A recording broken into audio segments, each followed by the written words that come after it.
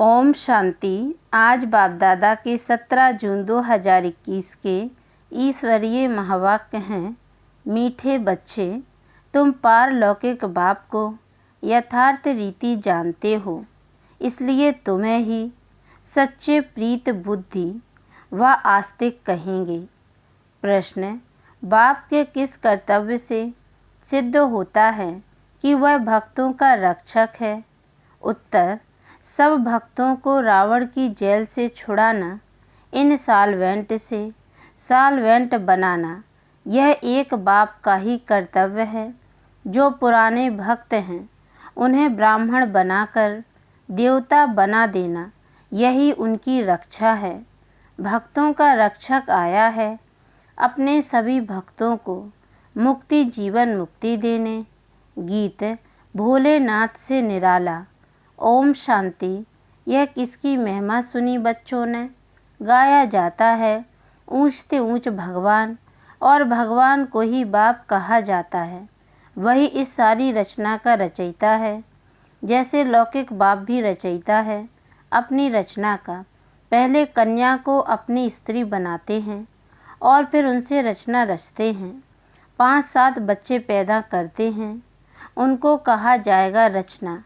बाप ठहरा रचयिता, वह हद के रचयिता ठहरे, यह भी बच्चे जानते हैं। रचना को रचयिता बाप से वर्षा मिलता है। मनुष्य को 2 बाप तो होते ही हैं, एक लौकिक दूसरा पारलौकिक। बच्चों को समझाया है ज्ञान और भक्ति अलग अलग है। फिर है वैराग्य। इस समय तुम बच्चे संगम पर बैठे हो और बाकी सब कलयुग में बैठे हुए हैं तो सब बच्चे, परंतु तुमने बेहद के बाप को जाना है जो सारी रचना का रचयिता है। लौकिक बाप होते भी उस पारलौकिक बाप को याद करते हैं। सतयुग में लौकिक बाप होते पारलौकिक बाप को कोई याद नहीं करते, क्योंकि है ही सुख धाम। उस पारलौकिक बाप को दुख में याद करते हैं। यहाँ पढ़ाया जाता है, मनुष्य को समझदार बनाया जाता है। भक्ति मार्ग में मनुष्य बाप को भी नहीं जानते हैं। कहते भी हैं परम पिता परमात्मा, हे गॉड फादर, हे दुखहर्ता सुखकर्ता, फिर कह देते सर्वव्यापी। पत्थर में कंकड़ कण कण, कुत्ते बिल्ली सब में हैं। परमात्मा बाप को गालियाँ देने लग पड़ते हैं। तुम बाप के बने हो तो तुम हो गए आस्तिक। तुम्हारी बाप के साथ प्रीत बुद्धि है, बाकी सबकी बाप के साथ विपरीत बुद्धि है। अब तुम जानते हो महाभारी लड़ाई भी सामने खड़ी है।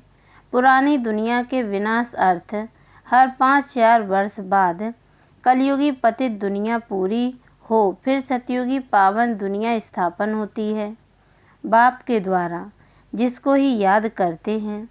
हे पतित पावन आओ, हे खेवैया हमको इस विषय सागर से निकाल क्षीर सागर में ले जाओ। गांधी जी भी गाते थे पतित पावन सीताराम, हे राम सब सीताओं को पावन बनाओ।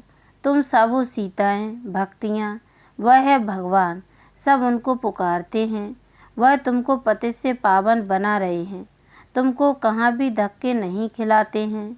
ऐसे नहीं कहते तीर्थों पर जाओ, कुंभ के मेले पर जाओ। नहीं, यह नदियाँ कोई पतित पावनी नहीं हैं। पतित पावन एक ज्ञान का सागर बाप है।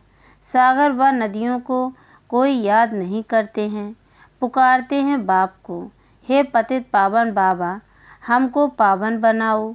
बाकी पानी की नदियाँ तो सारी दुनिया में हैं, वह थोड़ी पतित पावनी हैं। पतित पावन एक बाप को ही कहा जाता है। वह जब आए तब आकर पावन बनाए। भारत की महिमा बहुत भारी है। भारत सब धर्मों का तीर्थ स्थान है। शिव जयंती भी यहाँ गाई जाती है। सतयुग तो है पावन दुनिया, उसमें देवी देवता रहते हैं। देवी देवताओं की महिमा गाई जाती है। सर्वगुण संपन्न, 16 कला संपूर्ण। चंद्रवंशियों को 14 कला कहेंगे। फिर सीढ़ी नीचे उतरते हैं। बाप आकर सेकंड में सीढ़ी चढ़ाए शांति धाम सुख धाम में ले जाते हैं। फिर 84 का चक्र लगाए सीढ़ी उतरते हैं। 84 जन्म कोई ने तो जरूर लिए होंगे। मुख्य है सर्वशास्त्रमय शिरोमणि गीता, श्रीमद् भगवत माना भगवान की गाई हुई। परंतु भगवान किसको कहा जाता है यह पतित मनुष्य नहीं जानते। पतित पावन सर्व का सद्गति दाता एक निराकार शिव ही है, परंतु वह कब आया यह कोई नहीं जानते। बाप आपे ही आकर अपना परिचय देते हैं। अब देखो यह बच्चे और बच्चियाँ दोनों बाबा कहते हैं। गाया भी जाता है, तुम माता पिता तुम्हारे इस राजयोग सीखने से सो घनेरे मिलते हैं। तुम यहाँ आते ही हो बेहद के बाप से स्वर्ग के 21 जन्मों का वर्षा पाने।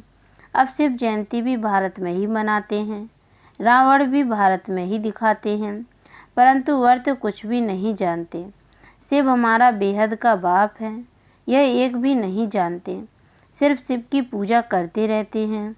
जब सारा झाड़ तमो प्रधान हो जाता है तब बाप आते हैं। नई दुनिया में भारत स्वर्ग था, भारत में ही सतयुग था, भारत में ही अब कलयुग है। बाप समझाते हैं पहले पहले तुम स्वर्ग के मालिक थे, अब तुम 84 जन्म भोग नरकवासी बने हो। अब मैं तुमको राजयोग सिखलाए मनुष्य से देवता पति से पावन बनाता हूँ। भक्ति अर्थात ब्रह्मा की रात, ज्ञान अर्थात ब्रह्मा का दिन। तुम ब्रह्मा कुमार कुमारियाँ दिन में जाते हो। इस पुरानी दुनिया को अब आग लगनी है। बरोबर महाभारत लड़ाई है, बरोबर इस महाभारत लड़ाई के बाद ही भारत स्वर्ग बन जाता है। अनेक धर्म विनाश हो, एक धर्म की स्थापना होती है। तुम बच्चे बाबा के मददगार बन आदि सनातन देवी देवता धर्म की स्थापना कर रहे हो। तुम स्वर्ग के मालिक बनने लायक बन जाएंगे तो फिर विनाश शुरू हो जाएगा। यह है शिव बाबा का ज्ञान यज्ञ। फिर शिव कहो व रुद्र कहो, कृष्ण ज्ञान यज्ञ कभी नहीं कहा जाता। सत्युग त्रेता में यज्ञ होता नहीं। यज्ञ तब रचा जाता है जब उपद्रव होता है, अनाज नहीं होगा व लड़ाई लगेगी तो यज्ञ रचेंगे शांति के लिए। तुम बच्चे जानते हो विनाश होने बिगड़ तो भारत स्वर्ग बन न सके। भारत माता शिव शक्ति सेना गाई हुई है, वंदना पवित्र की ही की जाती है। तुम माताओं को वंदे मातरम कहा जाता है क्योंकि तुमने श्रीमत पर भारत को स्वर्ग बनाया है। अब बाप कहते हैं मौत तो सबके सिर पर खड़ा है, इसलिए अब यह एक जन्म पवित्र बनो और बाप को याद करो तो तुम तमो प्रधान से सतो प्रधान बन जाएंगे। अभी तुम शूद्र से ब्राह्मण बन फिर देवता बनेंगे। यह कोई नई बात नहीं। कल्प कल्प हर 5000 वर्ष बाद यह चक्र फिरता रहता है। नरक से स्वर्ग बनता है। पतित दुनिया में मनुष्य जो कुछ कर्म करते हैं वह विकर्म ही बनता है। बाप कहते हैं 5000 वर्ष पहले भी तुमको कर्म अकर्म विकर्म की गति समझाई थी, अब फिर से तुमको समझाता हूँ। मैं परम पिता परमात्मा निराकार तुम्हारा बाप हूँ। यह शरीर जिसका हमने आधार लिया है यह कोई भगवान नहीं है। मनुष्य को देवता भी नहीं कहा जाता तो मनुष्य को भगवान कैसे कह सकते हैं। बाप समझाते हैं तुम 84 जन्म लेते लेते नीचे सीढ़ी उतरते आए हो, ऊपर कोई जा नहीं सकता है। सभी पतित बनने का ही रास्ता बताते हैं, खुद भी पतित बनते जाते हैं। तब बाप कहते हैं उनका भी उद्धार करने मुझे आना पड़ता है। यह है रावण राज्य। तुम अभी रावण राज्य से निकल आए हो, धीरे धीरे सबको पता पड़ेगा। ब्राह्मण बनने बगैर से बाबा से वर्षा ले नहीं सकते। बाप हैं ही दो, एक निराकारी बाप, एक साकारी बाप। वर्षा मिलता है एक साकारी बाप से साकारी बच्चों को, और फिर निराकारी बेहद के बाप से वर्षा मिलता है निराकारी आत्माओं को। अब तुम बच्चे जानते हो मीठे मीठे से बाबा से हम 21 जन्म के लिए सुख धाम का वर्षा लेने आए हैं। विश्व के मालिक बनते हैं योग बल से, कोई हथियार आदि नहीं है तो बाप से योग लगाए विकर्म विनाश कर विष्णुपुरी के मालिक बनते हैं। अब अमर लोक में जाने के लिए अमर कथा सुन रहे हैं। वहाँ अकाल मृत्यु कभी होता नहीं, दुख का नाम निशान नहीं। तुम बच्चे आए हो श्रीमत पर चल, बेहद के बाप से श्रेष्ठ ते श्रेष्ठ देवी देवता बनने। यह कोई शास्त्रों का ज्ञान नहीं है। दिखाते हैं विष्णु की नाभि से ब्रह्मा निकला, उनके हाथ में फिर शास्त्र देते हैं। बाप कहते हैं ब्रह्मा द्वारा मैं तुमको सारी रचना के आदि मध्य अंत का ज्ञान सुना रहा हूँ। मैं ही ज्ञान का सागर हूँ। गाते भी हैं ज्ञान सूर्य प्रगटा, अज्ञान अंधेर विनाश। सतयुग में अज्ञान होता नहीं, वह सचखंड था तो भारत हीरे जैसा था। हीरे जवाहरातों के महल बनते थे। अभी तो मनुष्यों को पूरा खाने के लिए भी नहीं है। इन साल्वेंट विश्व को फिर साल्वेंट कौन बनाए? यह बाप का ही काम है। बाप कोई तरस पड़ता है, कहते हैं तुमको राजयोग सिखाने आया हूँ। नर को नारायण, नारी को लक्ष्मी बनाता हूँ। भक्तों का रक्षक है ही बाप।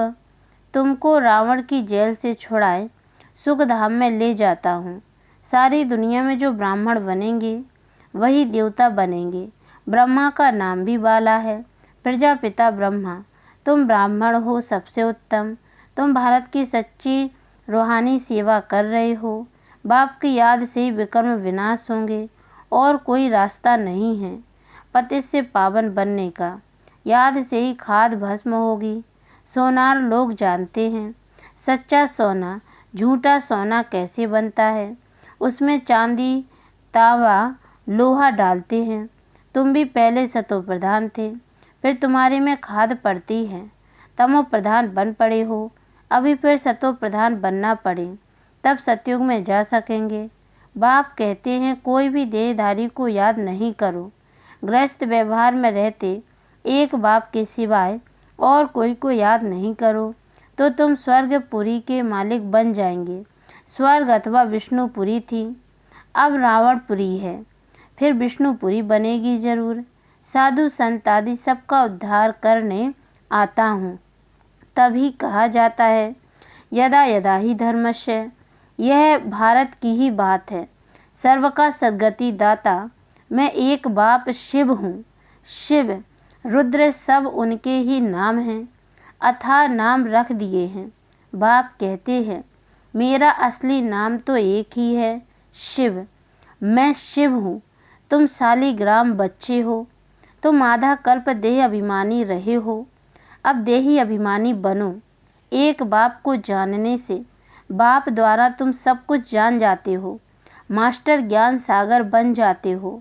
अच्छा, मीठे मीठे सिकी लदे बच्चों प्रति माता पिता बाप दादा का याद प्यार और गुड मॉर्निंग। रूहानी बाप की रूहानी बच्चों को नमस्ते। और हम रूहानी बच्चों की ओर से भी रूहानी माता पिता बाप दादा को याद प्यार और गुड मॉर्निंग बाबा नमस्ते। धारणा के लिए मुख्य सार है। पहली पॉइंट है श्रीमत पर चलकर श्रेष्ठ ते श्रेष्ठ देवता बनना है। सारे विश्व की सच्ची रूहानी सेवा करनी है। आदि सनातन देवी देवता धर्म की स्थापना में बाप का पूरा मददगार बनना है। दूसरी पॉइंट है आत्मा को सच्चा सोना बनाने के लिए एक बाप के सिवाय किसी भी देहधारी को याद नहीं करना है। पारलौकिक बाप से सच्ची प्रीत रखनी है। वरदान अंतर्मुखी बन अपने समय और संकल्पों की बचत करने वाले विघ्न जीत भव। कोई भी नई पावरफुल इन्वेंशन करते हैं तो अंडरग्राउंड करते हैं।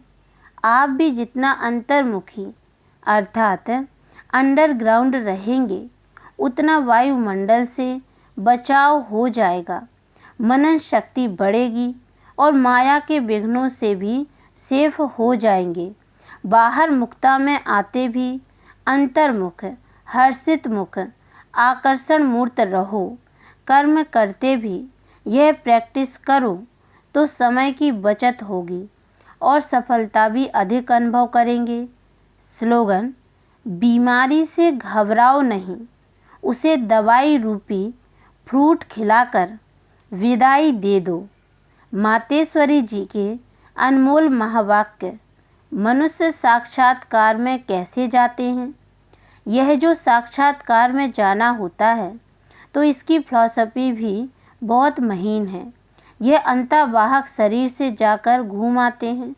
जैसे कोई बाहर घूमने जाता है ना, तो ऐसे नहीं घूमने गया तो मरा, वो घूमकर फिर वापस लौटकर आएगा ना। तो यह भी आत्मा इस बॉडी से निकल अंतर्वाहक शरीर से सैर करने जाती है। थोड़े समय के लिए इनकी आत्मा उड़ता पंछी है। यह भी परमात्मा का काम है जो उनकी रस्सी को खींच दिव्य दृष्टि से उनको साक्षात्कार कराता है। जैसे रात को हम जब शरीर से न्यारी आत्मा हो सुख पथ अथवा स्वप्न की अवस्था में चले जाते हैं तो उसी समय शरीर शांत है तो देह और देह के धर्म भूल जाते, परंतु ऐसे नहीं। कोई शरीर मर गया फिर जब जागृत में आता है तो उस रात के सपने की अवस्था का वर्णन कर सुनाते हैं। वैसे परमात्मा के साथ योग लगाने से परमात्मा फिर दिव्य दृष्टि से आत्मा को सैर कराते हैं। फिर जब ध्यान से उठते हैं तो वो देखा हुआ साक्षात्कार फिर वर्णन कर सुनाते हैं कि हम यह देख कर आए। तो वह स्वप्न रजोगुण तमोगुण भी होता है। यह ध्यान फिर सतोगुण अवस्था है। तो ध्यान में कोई शरीर मरता नहीं है, मगर शरीर की वासना गुम हो जाती है। जैसे क्लोरोफार्म देने से शरीर की सुध-बुध भूल जाती है। देखो, डॉक्टर जब कोई अंग को डेड करते हैं तो इंजेक्शन लगाकर डेड कर देते हैं, परंतु और इंद्रियां तो चलती हैं।